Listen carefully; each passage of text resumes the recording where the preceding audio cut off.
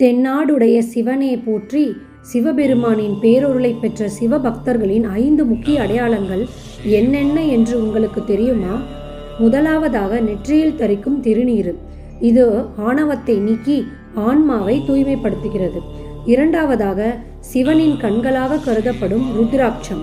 இதை அணிவது மன அமைதியையும் இறை உணர்வையும் ஒருங்கே தரும். மூன்றாவதாக சிவனுக்கு உகந்த வில்வ இலை வழிபாடு.